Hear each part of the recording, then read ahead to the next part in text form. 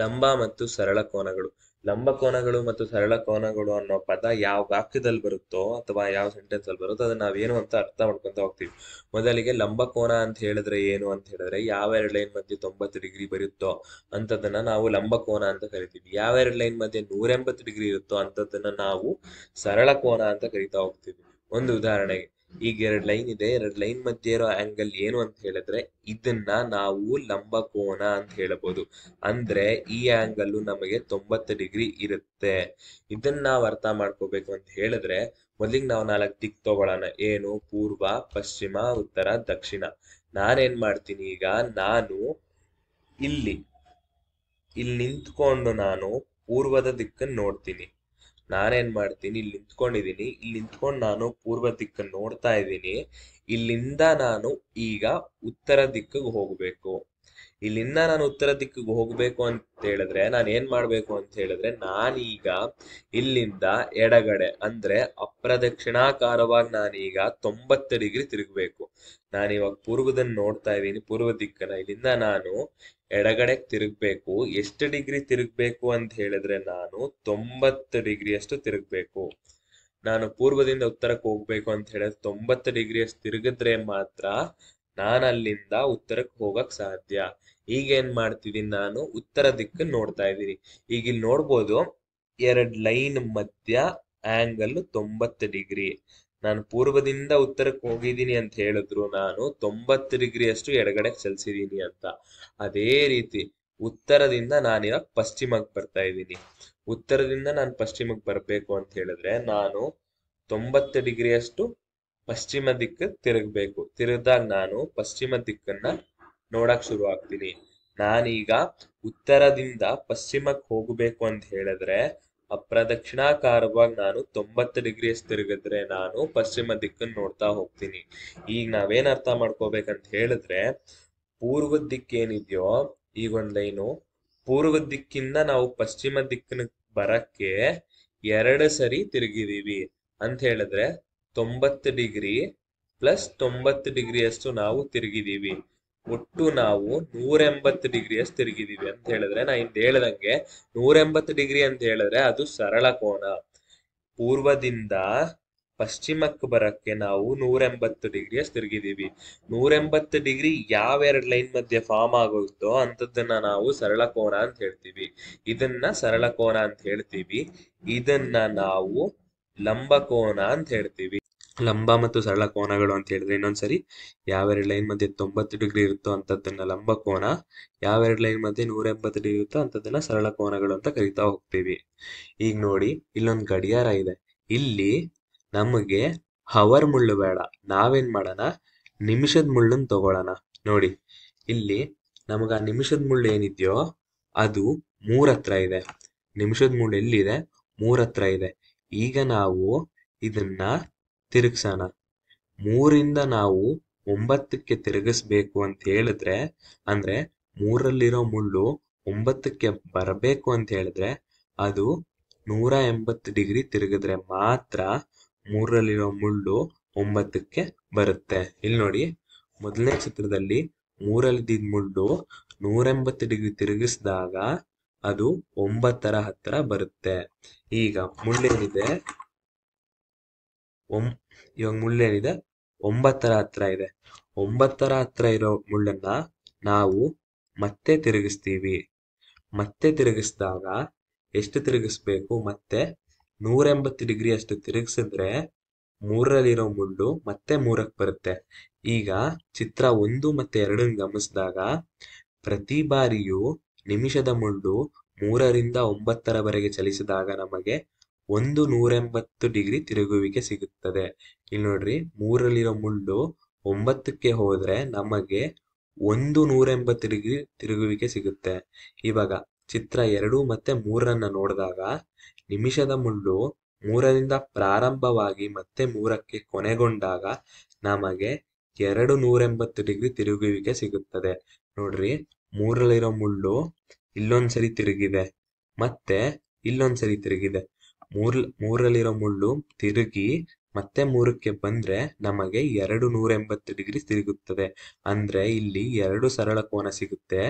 ಇವೆರಡು ಚಿತ್ರ ನೋಡಿದಾಗ ನಮಗೆ ಒಂದು ಸರಳ ಕೋನ ಸಿಗುತ್ತೆ. ಇವಾಗ ಸರಳ ಕೋನಗಳಾಯ್ತು. ನಾವೀಗ ಲಂಬ ಕೋನಗಳನ್ನ ಅರ್ಥ ಮಾಡ್ಕೊಳ್ತಾ ಹೋಗೋಣ. ನಾವು ಮತ್ತೆ ಒಂದು ಚಿತ್ರ ತಗೊಳ್ಳೋಣ. ಇದ್ರಲ್ಲೂ ಅಷ್ಟೇ ಹವರ್ ಮುಳ್ಳು ಬೇಡ, ನಾವು ನಿಮಿಷದ ಮುಳ್ಳನ್ನೇ ತಗೊಳ್ಳೋಣ. ಈಗ ನಿಮಿಷದ ಮುಳ್ಳು ಎಲ್ಲಿದೆ? ಮತ್ತೆ 3ರಲ್ಲಿದೆ. 3ರಲ್ಲಿರೋದು ನಮಗೆ 9ರ ಹತ್ರ ಹೊಟ್ಟೋದ್ರೆ ನಮಗೆ ಸರಳ ಕೋನ ಸಿಗುತ್ತೆ. 3ರಲ್ಲಿರೋದು ನಮಗೆ 6 ಹತ್ರ ಬರಬೇಕು. 6 ಹತ್ರ ಬರಬೇಕು ಅಂತ ಹೇಳಿದ್ರೆ 3ರಲ್ಲಿರೋ ಮುಳ್ಳು ನಾವು ಫಸ್ಟ್ ತಿರುಗಿಸ್ಬೇಕು.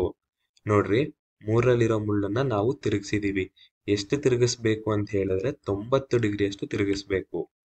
3ರಲ್ಲಿರೋ ಮುಳ್ಳನ್ನ 90 ಡಿಗ್ರಿ ಅಷ್ಟು ತಿರುಗಿಸಿದ್ರೆ ಅದು 6ಕ್ಕೆ ಬರುತ್ತೆ. ಇಲ್ಲಿ ನೋಡ್ರಿ, ಇಲ್ಲಿ 3ರಲ್ಲಿರೋ ಮುಳ್ಳು ಇಲ್ಲಿ 6ಗೆ ಬಂದಿದೆ ಅಂತ ಹೇಳಿದ್ರೆ ಇವೆರಡರ ಮಧ್ಯೆ ನಮಗೆ ಒಂದು ಲಂಬ ಕೋನ ಸಿಗುತ್ತೆ. ನೋಡ್ರಿ, ಒಂದು ಲಂಬ ಕೋನ ಸಿಗ್ತಾ. ಮತ್ತೆ ಈಗ ಮುಳ್ಳು 6ರಲ್ಲಿದೆ, ನಾನು ಅದನ್ನ 9ಕ್ಕೆ ತಿರುಗಿಸ್ತೀನಿ. 9ಕ್ಕೆ ಹೋಗ್ಬೇಕಂತ ಹೇಳಿ ಒಂದ್ಸರಿ ರೊಟೇಟ್ ಮಾಡ್ತೀನಿ.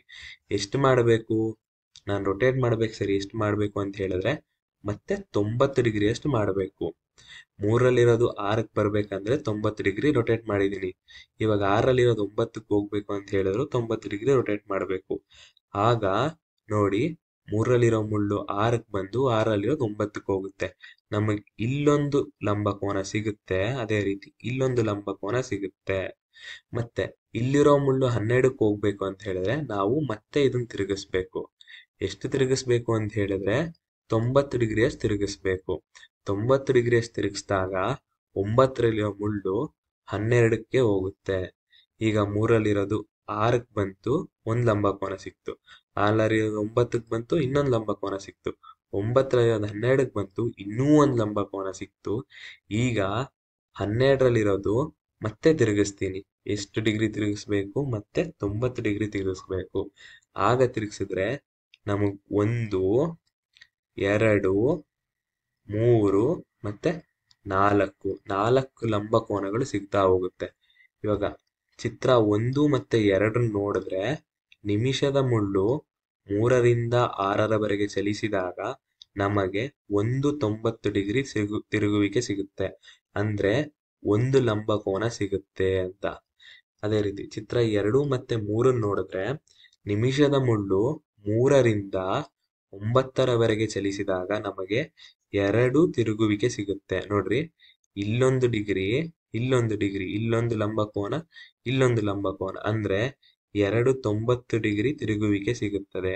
ಅದೇ ರೀತಿ ಚಿತ್ರ 3 ಮತ್ತೆ 4 ನೋಡಿದ್ರೆ ನಿಮಿಷದ ಮುಳ್ಳು 3ರಿಂದ 12ರವರೆಗೆ ಹೋದಾಗ ನಮಗೆ 1, 2, 3 90 ಡಿಗ್ರಿ ತಿರುಗುವಿಕೆ ಸಿಗುತ್ತದೆ.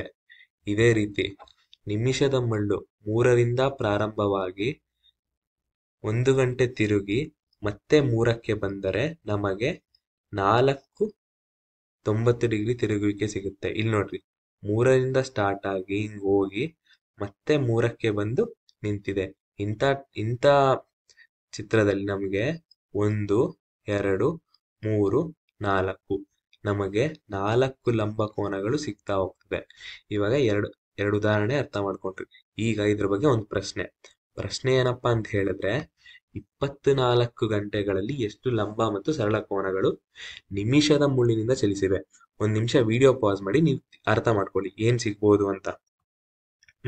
ನಿಮ್ಗೊಂದು ಸೂಚನೆ ಕೊಡ್ತಾ ಹೋಗ್ತೀನಿ. ಪ್ರತಿ 15 ನಿಮಿಷಕ್ಕೆ ನಿಮಿಷದ ಮುಳ್ಳು 90 ಡಿಗ್ರಿ ಅಷ್ಟು ಚಲಿಸುತ್ತದೆ. ನೋಡಿ, ಪ್ರತಿ 15 ನಿಮಿಷಕ್ಕೆ ನಿಮಿಷದ ಮುಳ್ಳು ಏನಾಗಿ 90 ಡಿಗ್ರಿ ಅಷ್ಟು ಚಲಿಸಿದೆ. ಇದ್ರ ಪ್ರಕಾರ ನಾವೇನ್ ಅರ್ಥ ಮಾಡ್ಕೋಬೇಕು? 24 ಗಂಟೆಯಲ್ಲಿ ನಮ್ಗೆ ಏನ್ ಸಿಗುತ್ತೆ? 24 ಪೂರ್ಣ ತಿರುಗುವಿಕೆ ಸಿಗುತ್ತದೆ. ಹಿಂದೆ ನಾನು ಹೇಳ್ದಂಗೆ ಪ್ರತಿ ಗಂಟೆಯ ತಿರುಗುವಿಕೆಯು 2 ಸರಳ ಕೋನಗಳನ್ನು ಕೊಡುತ್ತದೆ. 1 ಅವರು ಗಡಿಯಾರದಲ್ಲಿ ಮುಳ್ಳು ಇಲ್ಲಿಂದ ರೊಟೇಟ್ ಆಗಿ ಇಲ್ಲಿಗೆ ಬಂದ್ರೆ ನಮಗೆ 180 ಡಿಗ್ರಿ ಸರಳ ಕೋನಗಳು ಸಿಗ್ತವೆ. ಇದ್ರ ಪ್ರಕಾರ ನಾವ್ ಹೆಂಗ್ ಬರಿಬೇಕು ಅಂತ ಹೇಳಿದ್ರೆ 2 × 24 2 ಸರಳ ಕೋನಗಳು 24 ಗಂಟೆಲಿ ಸಿಗುತ್ತೆ. ನೋಡ್ರಿ, 2 ಸರಳ ಕೋನಗಳು ಸಿಗುತ್ತೆ ಪ್ರತಿ 1 ಗಂಟೆಯ ತಿರುಗುವಿಕೆಯಲ್ಲಿ. 2ನ್ನ 24 ಜೊತೆ ಗುಣಿಸಿದಾಗ ನಮಗೆ 48 ಸಿಗುತ್ತೆ. ಅಂದ್ರೆ ನಮಗೆ 48 ಸರಳ ಕೋನಗಳು ಸಿಗುತ್ತವೆ. 24 ಗಂಟೆಗಳಲ್ಲಿ 48 ಸರಳ ಕೋನಗಳು ಸಿಗ್ತವೆ. ಇದೇ ರೀತಿ ಪ್ರತಿ ಗಂಟೆಯ ತಿರುಗುವಿಕೆಯು 4 ಲಂಬ ಕೋನಗಳನ್ನು ಹೊಂದುತ್ತದೆ. ನಾನು ಹಿಂದೆ ಹೇಳದಂಗೆ ಪ್ರತಿ 1 ಅವರ್ ರೊಟೇಷನ್ ಅಲ್ಲಿ ನಮಗೆ 4 ಲಂಬ ಕೋನಗಳು ಸಿಗ್ತವೆ. ಇದನ್ನ ನಾವು ಹೆಂಗ್ ಬರಿಬಹುದು? 4ನ್ನ 24 ಜೊತೆ, ಅಂದ್ರೆ 1 ಅವರ್ಗೆ 4 ರೊಟೇಷನ್. ನಮ್ಗೆ 24 ಅವರ್ಗೆ ಎಷ್ಟು ರೊಟೇಷನ್ ಅಂತ ಹೇಳಿದ್ರೆ 24 ಇಂಟು 4. 24 4 ಜೊತೆ ಗುಣಿಸಿದ್ರೆ ನಮಗ್ 96. ಇದ್ರ ಪ್ರಕಾರ ಏನು? ನಮಗೆ 96 ಲಂಬ ಕೋನಗಳು ಸಿಗುತ್ತವೆ.